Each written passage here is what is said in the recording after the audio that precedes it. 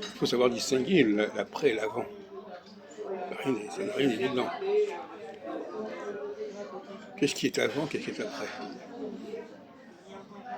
Est-ce qu'il s'agit de revenir à un état antérieur ou est-ce qu'il s'agit de garder un état ultérieur comme étant le cas de référence?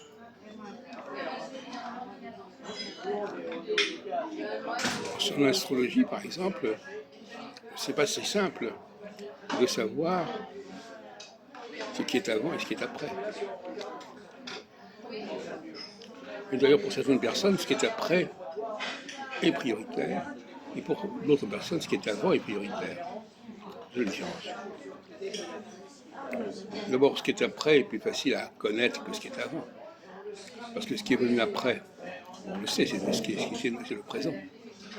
Ce qui était avant, c'est l'histoire, c'est la préhistoire, c'est les origines, c'est extrêmement vague et insaisissable pour la plupart des gens. Donc être capable de remonter le temps, c'est un privilège, alors que le fait de s'attacher à ce qui vient, à ce qui a été rajouté, est banal. Et comme je disais l'autre jour, la capacité de remonter le temps est quelque chose de tout à fait mystérieux. Il y a très peu de gens qui en sont capables. Ils sont capables de reconstituer un état antérieur. On pense à des gens comme Cuvier avec la préhistoire.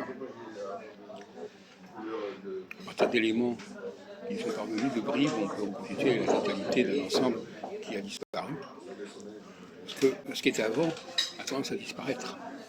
Alors que ce qui est après a tendance à se maintenir.